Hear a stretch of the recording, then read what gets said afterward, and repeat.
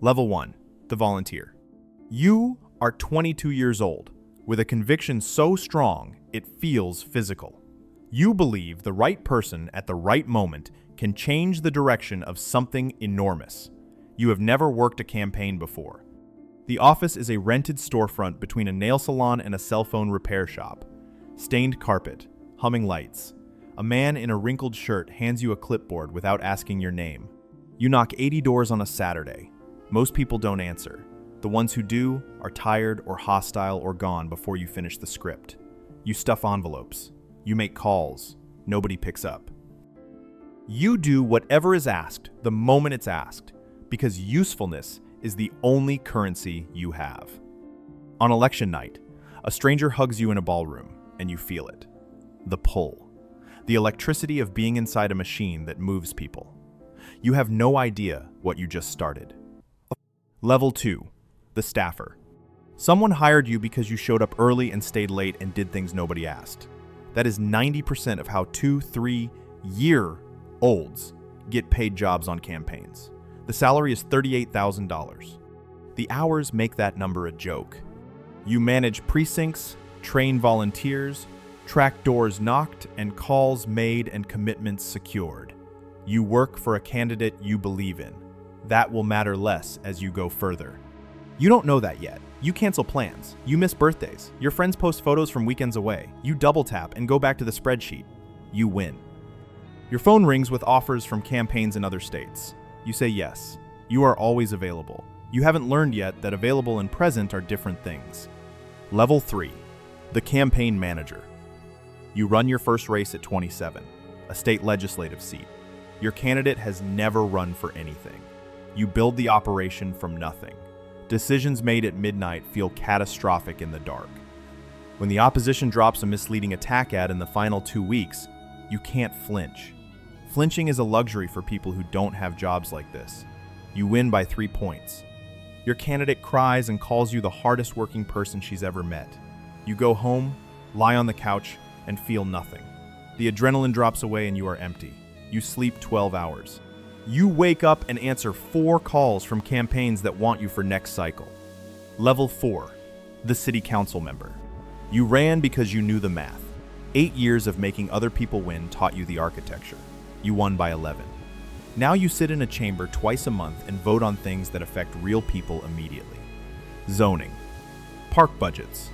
A woman calls your office because her landlord hasn't fixed the heat in 6 weeks. You push. Sometimes the bureaucracy moves. Sometimes it doesn't. You learn the most important lesson yet. Running is easy compared to governing. The system resists change the way a body resists a transplant. Level 5. The state legislator. You arrive at the Capitol as a freshman and land at the bottom of another hierarchy. Senior members have windows. You have a desk and a bullpen. You sponsor small bills. One takes 18 months to pass. The lobbying you understood abstractly, you now feel daily in every hallway and dinner invitation. You are not for sale. But the system doesn't require that. It only requires that you understand the cost of saying no repeatedly. You learn the most powerful word here is not yes or no. It is later. You hate knowing this. You use it anyway. Level 6. The U.S. Congressman. You are one of 435, less than 0.25% of the institution. Your committee assignments are narrow. Your vote is 1 vote. You spend 3 to 4 hours a day in a gray cubicle 3 blocks from the Capitol, calling donors and asking for money. Every member does this, regardless of how good they are at the actual job. The calls never stop. You vote on things that matter. You are wrong sometimes, and the congressional record keeps score. Your worst votes will appear in opposition ads for every future race. Level 7. The U.S. Senator. There are only 100 of you. You won a statewide race that required coalitions between communities that share almost nothing except a border. You sit on committees that matter now. You have staff who are genuine experts. Some of the important questions you ask are yours. Some are shaped by organizations that funded your campaign. You are honest enough to know the difference. You watch 3 major bills die to procedural obstruction. Legislation you spent years building, gone.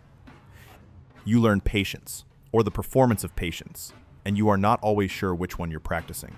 Your name appears in national conversations, not as a rumor, as a real possibility. Level 8, the governor. You came home to build something you could point to. The Senate was influence without ownership. This is a state, a budget larger than the economies of small nations. Problems that arrive without warning and require answers within hours. A wildfire, a budget crisis. You are the face of everything the government could not fully prevent.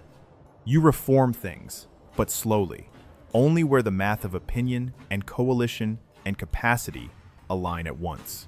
It takes longer than you promised. It always does. Your children are guarded around you in a way that is entirely your fault and that you cannot repair during a term in office.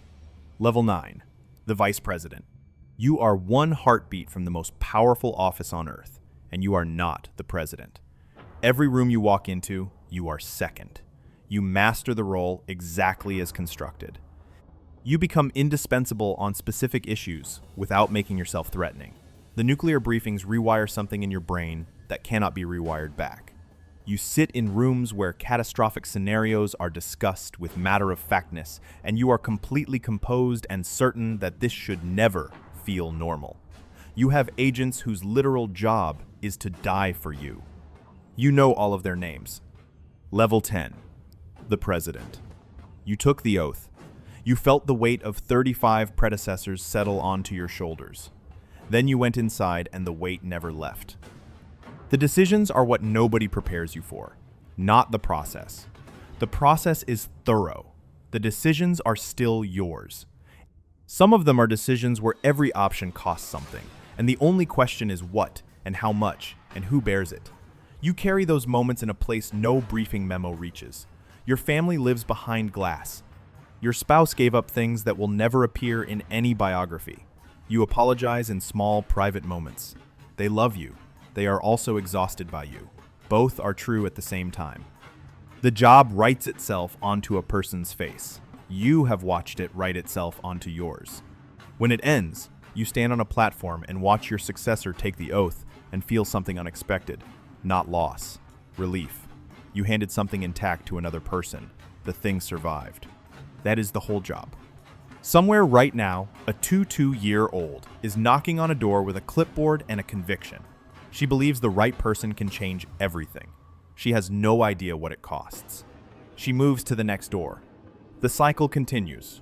Subscribe if you want to keep going. We do this for every world, every rank, every system that shapes the way people live and who they become inside it. The hedge fund, the CIA, the hospital, the prison. Every one of them has a level 1 and a level 10, and a cost nobody sees from the outside.